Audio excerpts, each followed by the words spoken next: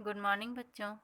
आज मैं आप लोगों को पार्ट 2 पढ़ाने जा रही हूँ, जिस पाठ का नाम है हार की जीत।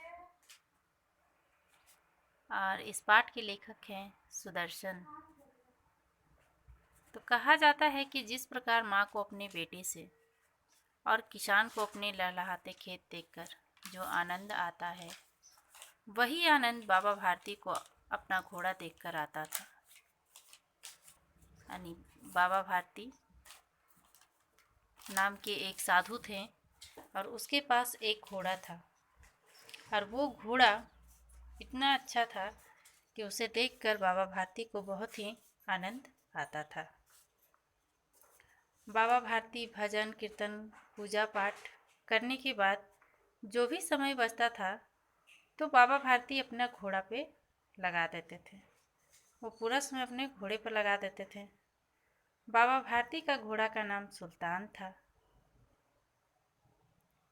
वो अपने हाथों से उसे खिलाते थे, नहलाते थे, धुलाते थे और उसे देख देख कर बहुत प्रसन्न भी होते थे।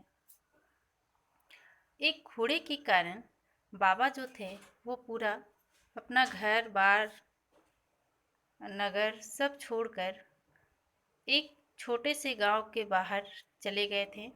और उस गांव के बाहर एक भगवान मंदिर था, उसी में भगवान का भजन करते थे और अपने सुल्तान के साथ रहते थे। उन्हें लगता था कि अगर मैं सुल्तान के साथ ना रहूं तो मैं अपना जीवन नहीं बिता सकता। ऐसा उनको भ्रम हो गया था। वह उसकी चाल को देखकर बहुत लट्टू थे। कहते हैं ऐसा चलता है जैसे मोर घटा को देखकर नाच रहा हो। जब तक संध्या समय वह 8-10 मील उस घोड़े पर चढ़कर चक्कर ना लगा लेते तब तक उसे किसी प्रकार का चैन नहीं आता था। लेकिन एक समय का बात है कि क्या होता है कि उस गांव में एक कुख्यात डाकू भी रहता है। कुख्यात मतलब बहुत ही भयानक डाकू, जिसका नाम था खड़क सिंह। और उसके नाम से सारे गांव कांपने लगते थे, उसके नाम सुनकर ही।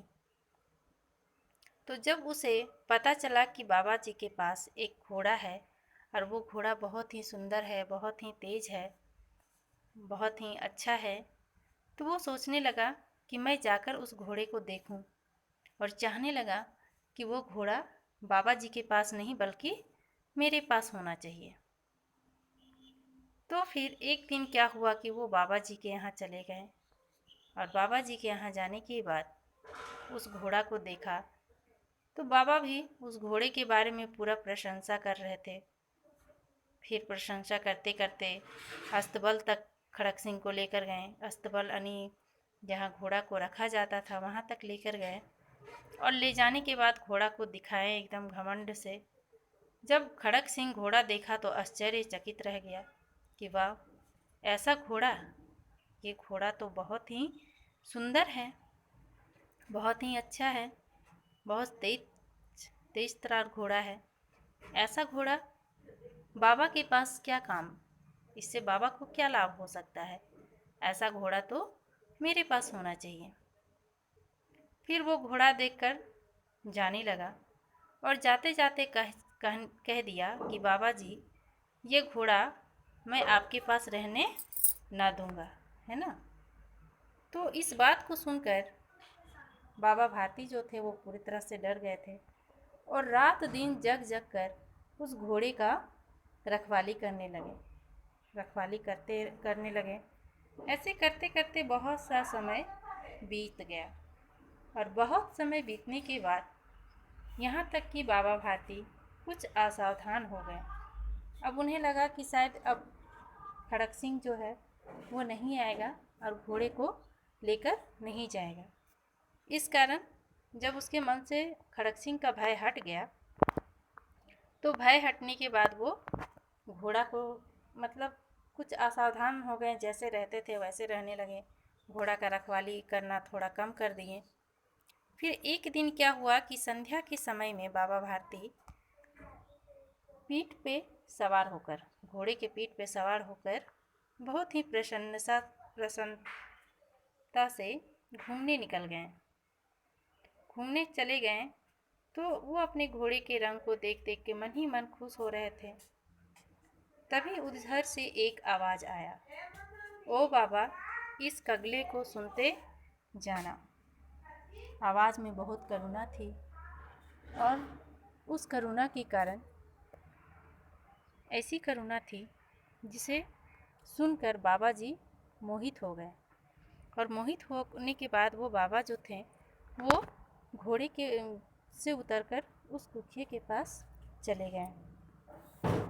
और जब वो दुखिए के पास गए तभी क्या हुआ, देखें कि वो सही में अपाहिज थे, लंगड़ा जैसा चल भी रहा था। तो वो अपने घोड़े से उतरकर वो बोला कि मुझे रामवाला जाना है, वहाँ मेरा एक सौतेला भाई रहता है, अगर आप मुझे वहाँ तक छोड़ दीजिएगा तो मतलब आपका भला होगा। तो यह सुनकर बाबा भारती जो थे वो मोहित हो गए और मोहित होने के बाद उसे अपने घोड़े पर बैठा लिए और अपने घोड़े से नीचे उतर गए और धीरे धीरे घोड़े का लगाम पकड़कर चलने लगे।